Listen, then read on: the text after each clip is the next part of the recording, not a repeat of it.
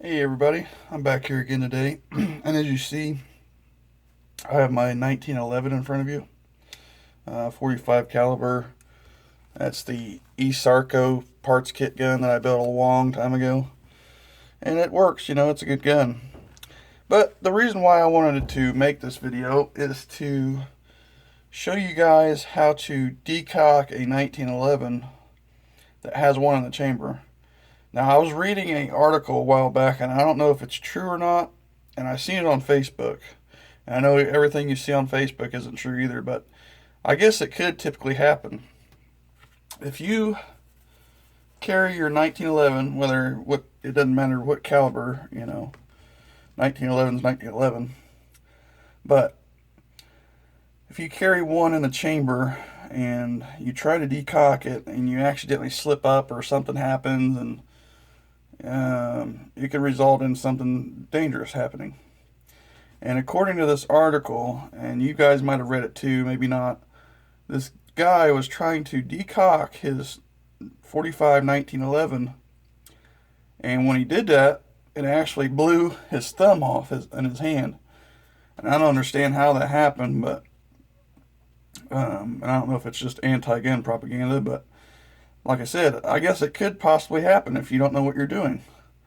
So I wanted to take this time and show you all that you can actually decock a 45. And so let me show you here. This is unloaded. Clip's unloaded, the gun's unloaded. Not like anybody's going to die over the internet anyway. So clip's unloaded, and the gun's actually in the cock position. So let's just say you have a bullet in the chamber right now and you're carrying it around like you usually do. And a lot of people aren't safe with this. And I can see why, because, you'd never trust safeties, no matter how great of a safety they are. The number one rule of gun safety is there is no safety, really. I mean, mechanical safeties can fail, so you never really depend on them. I never depend on them. I mean, yeah, I might load my rifle or shotgun up when I'm out hunting and put it on safety, but I don't rely on it. I keep my gun pointed in a safe direction no matter what. So, that being said, there's some people that are uncomfortable carrying it like this, and I can see that.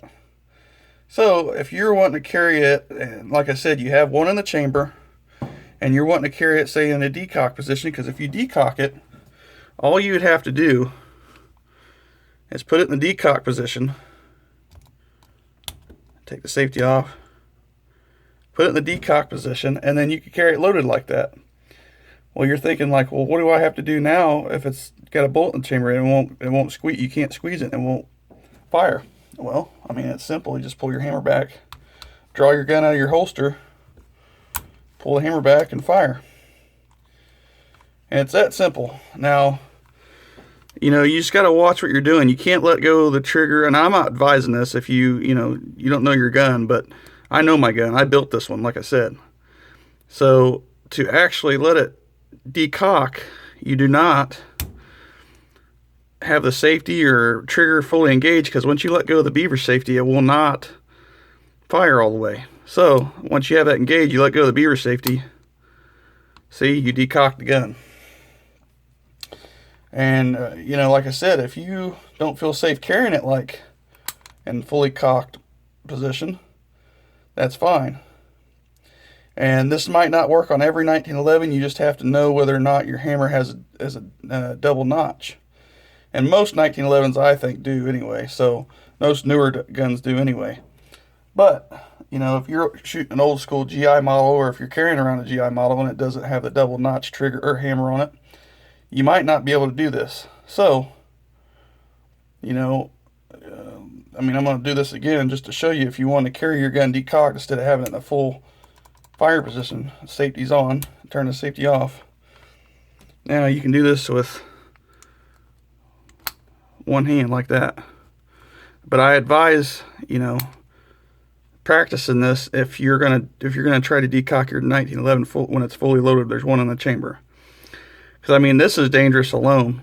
But, if you feel safer, like I said, carrying it around like this, more power to you. Because I understand, I kind of like carrying a gun with the safety on it, but then I kind of don't. It just depends on what style of gun it is. You know, my revolver, I don't carry a revolver that has a safety on it. That's my choice. You know, to fire, for me, if I was going to actually draw my personal carry, I would probably draw it either double action or single action. It just depends on the situation. You don't really have time to think anyway in those situations. So I would probably just yank it out of my pocket and start shooting. And I'm not saying I would do that out of ignorance, but I would put the gun on target and start shooting. But yeah, like I said, I read that article about this and I figured I'd cover it because, you know, things can happen with guns, but things can happen with everything. It's your responsibility no matter what it is. You know, we don't blame, well, the old saying is, you know, you don't blame the car when somebody kills somebody in a drunk driving accident. So, you know, it comes back to you. So why do we blame the guns when people shoot somebody? It's kind of stupid. But this is just my opinion and my take on it. Like I said, you know, if you feel safer carrying it in this way, it basically makes it back to a single action gun. Because these 1911s are only double or single action anyway. You have to cock the hammer. Double action, you know, you just squeeze the trigger and the hammer comes all the way back and goes forward and puts it around downrange. But this 1911 is just single action only, and that's how most of them are, unless you have something custom done or built.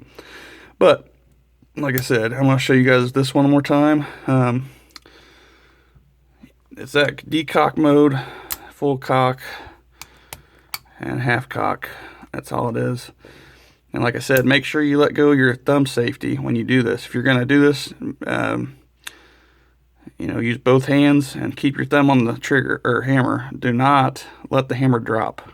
That's the worst thing you could do, because if you're in your house and you try to do this, you're going to put a hole somewhere. So, like I said, do this at your own risk. I don't assume any responsibility, because this is dangerous, let alone carrying a 1911 cocked. So, and if you try to decock it, just make sure you do it safely. Don't point it in the direction where somebody's at. Just keep your thumb and your trigger smooth as possible. Just like that. I mean, it's not that hard. But, alrighty, well, hope you all like this video. I hope this helps some people out, especially if they carry 1911s every day, or, you know, the 1911 copies. It doesn't matter. They're all the same as long as they function the same with the beaver tail and all that good stuff. So anyway, guys, I'm getting ready to get out of here. So as always, thank you for watching. We'll see you on the next video.